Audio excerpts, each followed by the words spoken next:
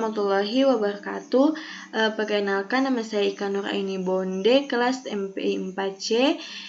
Baik, di sini saya akan memenuhi mata kuliah Statistika Pendidikan. Di sini saya akan menjelaskan cara mengelola data acak dan membuat dalam tabel distribusi sampai membuat grafik poligon dan histogram. Yang pertama itu kita harus menyediakan data terlebih dahulu. Di sini saya menyediakan data sebanyak 50 data acak. Jadi langkah pertama yang kita harus lakukan yaitu kita harus mengurutkan data terkecil sampai dengan data terbesar.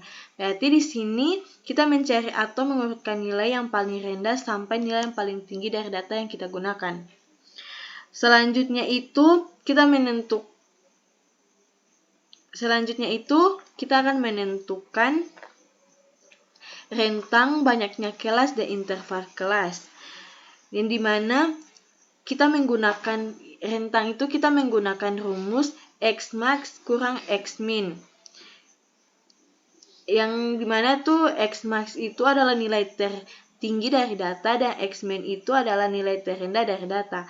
Jika kita operasikan, kita mendapatkan nilai yang paling tinggi dari data tersebut yaitu 92 dan nilai terendah dari data tersebut adalah 23. Yang dimana kita kurangkan akan menjadi 69. Jadi 69 itu merupakan rentang dari data yang kita gunakan. Selanjutnya, kita akan menentukan banyaknya kelas. Kita menggunakan rumus K sama dengan 1 tambah 3,3 log N, dan dimana N itu merupakan banyaknya kelas. Jadi 1 tambah 3,3 log 50 dan kita operasikan, kita mendapatkan 1 tambah 3,3 kali 1,7. 1,7 ini merupakan log dari 50 dan kita mendapatkan hasil 6,61. Kita bulatkan menjadi 7.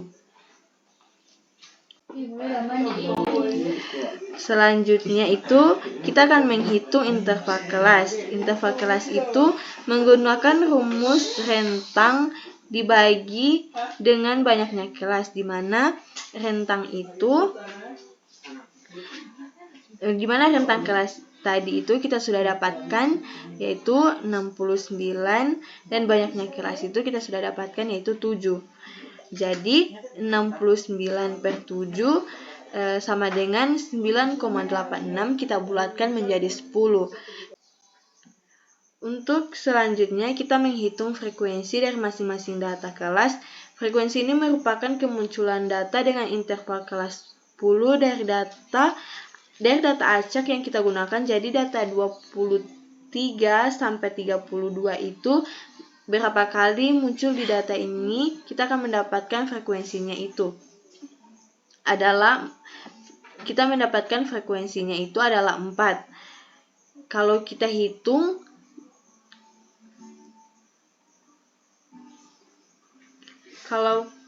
Kalau kita hitung dari data 23 sampai 32 itu berarti dihitung dengan 1, 2, 3, 4. Jadi kita tuliskan frekuensinya itu adalah 4. Begitu juga sampai dengan data paling tertinggi, kemudian kita sudah masuk begitu juga dengan data yang paling tertinggi. Kemudian kita akan menjelaskan distribusi frekuensi. Nah, distribusi frekuensi itu kita sudah mendapatkan nilai dari masing-masing kelas. Kita sudah mendapatkan nilai dari masing-masing kelas sebanyak 7 sesuai dengan apa yang kita dapatkan tadi dalam menentukan banyaknya kelas. Untuk selanjutnya kita menentukan frekuensi absolut. Sudah menemukan tadi di tabel menentukan frekuensi dari masing-masing kelas yaitu 4, 6, 7, 8, 11, dan 6. Kemudian kita akan menjelaskan tentang batas nyata itu Batas nyata itu menggunakan rumus tepi bawah interval dikurang 0,5 dan ditambah 0,5. Jadi 23 dikurang 0,5, batas nyatanya itu adalah 22,5 dan 32 tambah 0,5 adalah 32,5. Kemudian kita akan menentukan nilai tengah. Dalam menentukan nilai tengah ini kita menggunakan rumus tepi bawah ditambah dengan tepi atas dibagi menjadi 2, yaitu 23 ditambah 30 dibagi 2, hasilnya adalah 27,5.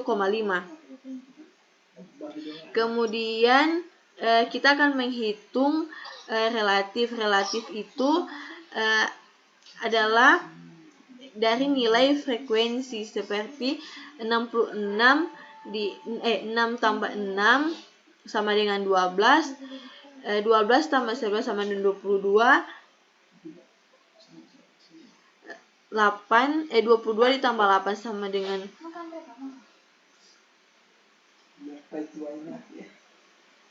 dan seterusnya. Kemudian frekuensi kumulatif bawah itu hitungannya dari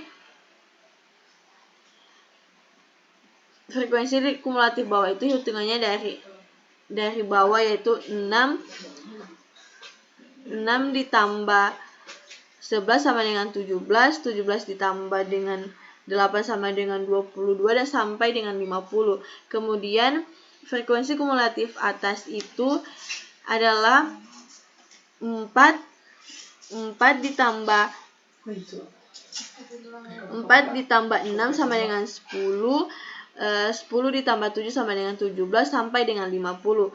Kemudian frekuensi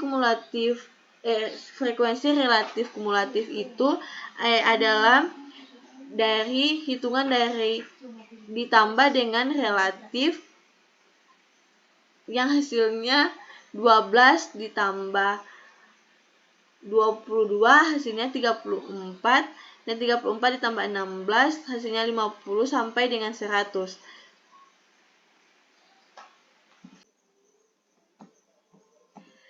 Kemudian kita akan masuk di tabel poligon, yaitu interval kelasnya itu sudah kita dapatkan dari sebelumnya, dari jumlah masing-masing kelas, dan frekuensinya itu sudah kita dapatkan dari jumlah masing-masing kelas itu. Dan midpointnya itu bagaimana kita mendapatkan nilai dari midpoint ini, yaitu 83 itu kita dapatkan dari interval, dan 92 itu juga kita dapatkan dari interval. Jadi 83 ditambah 92 dibagi 2 itu hasilnya adalah 27,5. Dan seterusnya seperti itu. Jadi ini adalah grafik poligon dari nilai yang sudah kita dapatkan dari midpoint ini. Grafik poligon ini seperti 27,5 itu dari batasnya itu adalah 4, 37 itu adalah 6, 45 itu adalah 7, 57 itu adalah 8, 67,5 itu adalah 8, 77,5 itu adalah 11, dan 87,5 itu adalah 6. Dan selanjutnya kita masuk ke tabel histogram.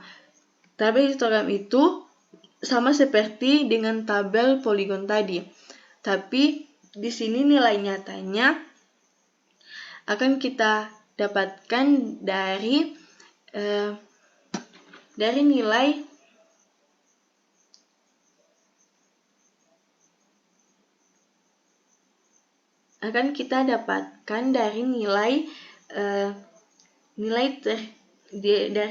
tepi bawah,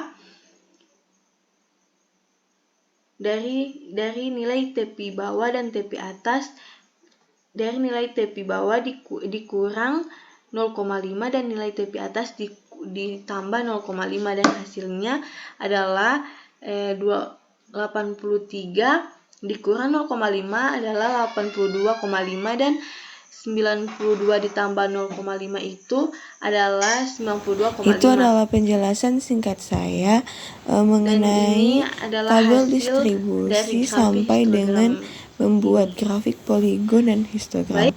Lebih dan kurangnya saya mohon maaf. Assalamualaikum warahmatullahi wabarakatuh.